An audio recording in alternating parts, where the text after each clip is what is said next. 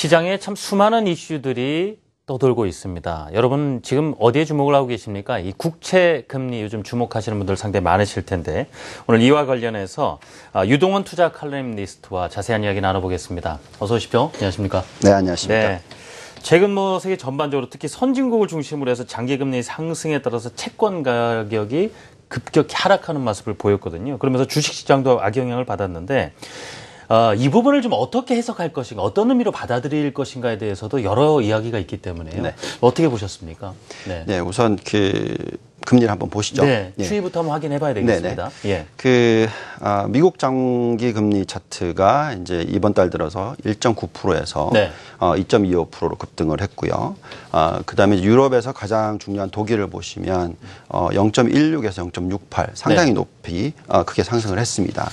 그리고 호주 장기채 금리도 보시면은 계속 올라가는 추세지만 어쨌든 이번 달만 들어서도 2.65에서 3%, 0.35%포인트 상승을 했습니다.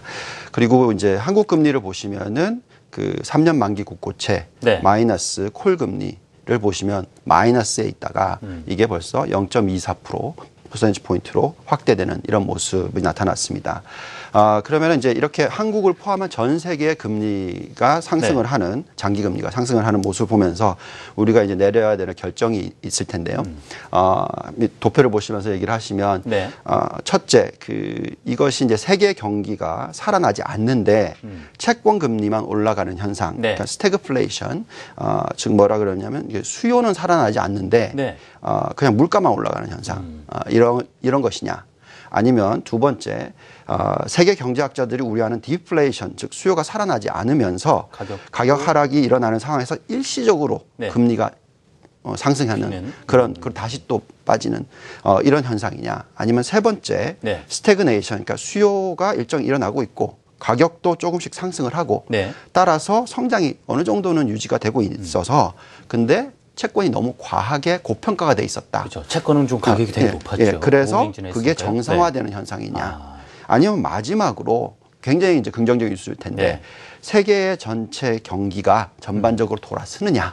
그래서 인플레이션, 그러니까 디플레이 우려해서 인플레이션으로 가느냐 하는지 이걸 이제 결정을 해야 되는. 지금 이 네 가지 경우 중에서 그럼 지금 현상을 어떻게 봐야 될 것인가 이것이군요. 그게 제일 중요한 거죠. 그래서 제가 판단하기에는 일본일 가능성은 첫 번째 가능성은 거의 없습니다. 이거는 왜 그러냐면은 생각을 해보시면 스태그플레이션이라는 거는 어떤 일정한 국가가 환율이 급락을 하고 그러면서 물가가 급상승을 하고 어떻게 보면 그리스나 러시아 그래서 금리가 급등을 하는 현상 그런 것이지 일정한 국가에 한해서 일어나는 현상이지 지금처럼 전 세계 모든 국가들이 일어난다. 이거는 좀 너무 과한 그런 표현이라고 받아들일 수가 있겠고요. 그럼 스태그플레이션 일단 제외합니다. 제외합니다. 그렇다 그러면은 제가 생각할 때는 이제 아까 말씀드렸던 3번이나 4번, 그러니까 스태그네이션 내지 인플레이션은 넘어가는 과정에 이제 돌입하는 것이 아니냐 이렇게 생각을 하고 있습니다. 결국은 채권 가격이 너무 과평가가 돼 있으니까 그것이 어느 정도 일정하게 제자리를 찾아가는 국면, 여기에 성장이 조금씩 회복이 되는 국면. 따라서 주식이 가장 좋아 보이는 국면이다 하는 것이죠. 그래서 아직까지는 주식 투자에 적극적으로 하시는 게 맞지 않나 이렇게 생각이 듭니다. 지금 국채 금리가 급상승하면서 가격이 떨어지고 주식시장이 막 영향을 받다 보니까 상당히 오랜 국면에 오지 않을까 이런 걱정 불안도 많으셨는데 일단은 스태그플레이션 단계 정도로 해석을 한 게 가장 가능성이 높지 않는가? 아니요, 스태그네이션. 스태그네이션이요. 스태그네이션이요. 스태그네이션 단계 보는 게 적당하지 않은 게 보셨고요. 앞서 지난 시간에 말씀 주셨던 부분과 연결해 보겠습니다. 중국의 경기 부양책 상당히 기대해도 좋다고 말씀해 주셨고 바로 지난주 주말에 기준금리 0.25%포인트 인하라는 정책 결정이 나왔습니다. 이것이 어떤 의미인지 다시 한번 짚고 나서요. 좀 투자 전략이나 방안에 대해서 함께 또 고민해 봤으면 하는데요. 감사합니다. 자, 중국 인민은행이 대출 금리하고 예금리를 0.25%포인트 인하를 했습니다. 여기서 또 중요한 점이 하나 있는데 금리 인하를 하면서 예금 금리의 상한선을 130에서 150%로 높여줬습니다. 이게 무슨 말이냐면 대출 금리는 낮추고 예금 금리는 별로 안 낮아지게 하는 형이죠. 그러면 예대 마진이 은행권에서는 축소가 됩니다. 그렇다 그러면 이 이익 부분이 어디로 넘어가느냐? 당연히 기업과 개인들한테 넘어가겠죠. 이렇게 되면 소비가 활성화되고 투자가 활성화되는 현상을 도모를 하는 것입니다. 경기 부양책이죠. 네. 제가 지난번에 말씀드렸지만은 2008년도에 그 금융위기 이후에 2009년 1사분기 GDP 성장률이 중국이 6.6%로 하락을 했습니다. 네. 그리고 나서 4조 위안의 경기 부양책이 들어왔다고 말씀을 드렸지 않습니까? 네. 지금 시진핑과 지도부가 굉장히 적극적인 발언을 하고 있습니다. 경기 부양책을 쓰겠다. 그렇기 때문에 벌써 지난 주말에 금리 인하가 나왔고, 네. 그다음에 추가적인 재정 확대가 있지 않을까 저는 그렇게 생각을 합니다. 그래서 앞으로는 이제 어떤 시기여야 되냐면 2009년 1사분기 이후에 중국 경제 지표들이 어떻게 변해갔느냐를 보시고 나열해 놓고 앞으로 우리가 이제 볼 때 이거하고 얼마나 비슷하냐, 틀리냐를 네. 확인해 나가는 작업. 네. 굉장히 중요하죠. 만약에 그 이후하고 비슷한 모습이 나타나기 시작한다. 그렇다면 분명히 경기가 살아나는 모습이지 않을까. 굉장히 이제 관심을 가지고 보셔야 되는 것 같습니다. 그렇군요. 그럼 이제 연결해서 전략적으로 좀 조언을 구해보겠습니다. 네. 앞서 지금의 상황이 좀 스태그네이션이다 하면서 좀 채권이 좀 과다하게 고평가 있는 그 가격이 좀 정상으로 찾아가는 좀 일시적인 볼 수 있고, 그렇다면은 채권 가격은 뭐 정체라든가 조정이고 주식 시장이 훨씬 더 상승이 지속되지 않을까라는 말씀을 앞서 붙여주셨거든요. 그렇다면 지금 어떤 투자하시는 분들 입장에서는 채권보다는 주식이 훨씬 유리할 수 있겠다라는 부분도 해석이 제가 가능할 것 같고요. 그런 자산 배분을 어떻게 하면 좋을지, 그리고 해외로 눈을 돌려본다면 어떤 국가가 그렇다면 매력적일 것인가, 이 부분도 힌트를 주셨으면 합니다. 네. 예. 알겠습니다. 네. 자, 우선은 말씀하신 대로 네. 보시면 주식이 채권보다는 나을 것 같다는 게 이제 제 시각이고요. 네.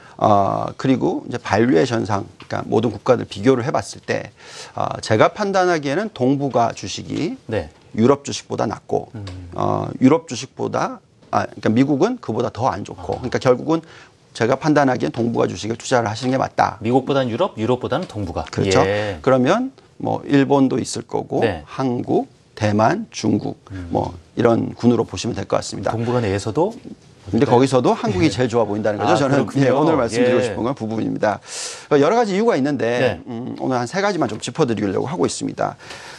우선 보시면은 한국의 대형주가 중국, 대만, 일본 주식시장에 대비해서 얼마의 할인율에 거래가 되고 있냐면 50% 이상입니다. 엄청난 박앤세일 구간이다는 네. 거죠. 한국 주식이.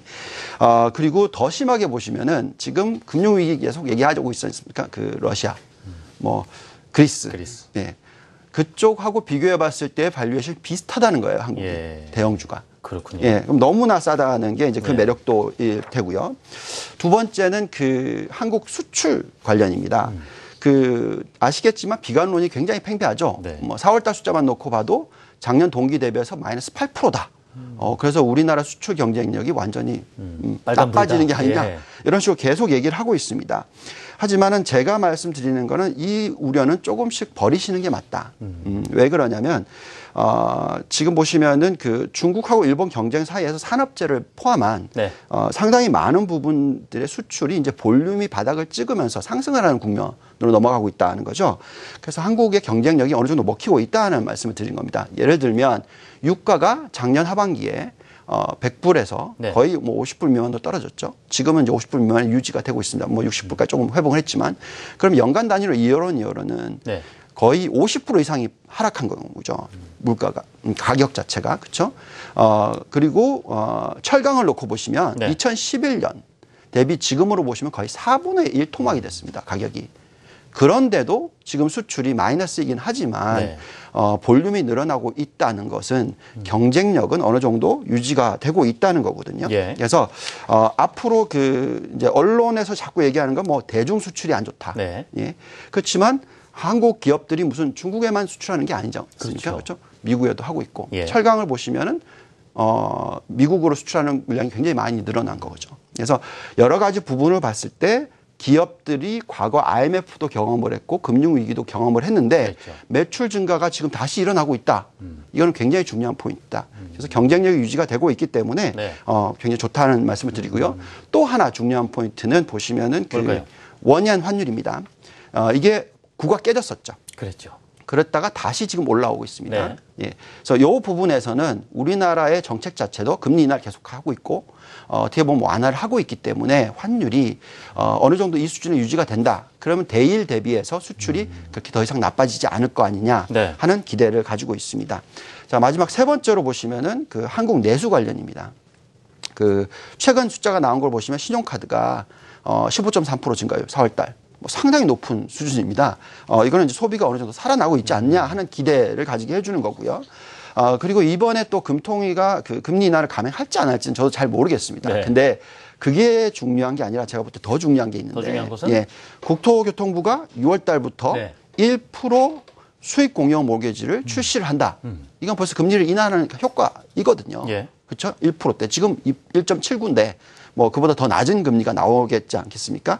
이렇게 되면은 6월 달부터 어떻게 되면 M2 증가율이 늘어나면서 통화 속도가 높아지고 이것이 경기 회복에 연결이 된다. 유동성에 확실히 그렇죠. 좋아진다는 예. 거군요. 저는 이거를 갖다가 이제 한국판 프레디 맥이라고 생각을 프레디 하는데 맥. 예. 이게 이제 1970년대 미국에서 나왔습니다. 네. 이때 다우 지수를 보시면은 그게 나오고 나서 한 100%의 상승률이 나타납니다. 그래서 결론을 다시 내려드리자면 네. 한국 대형주가 지금 박앤세일권이다. 적극적으로 매수해야 될 기회가 된다. 이렇게 말씀을 드리겠습니다. 알겠습니다. 네. 자, 이 투자 전략 세우시는데 참고해 주시길 바라고요. 자, 지금까지 유동원 투자 칼럼니스트와 말씀 나눴습니다. 고맙습니다. 잘 네, 들었습니다. 감사합니다. 네.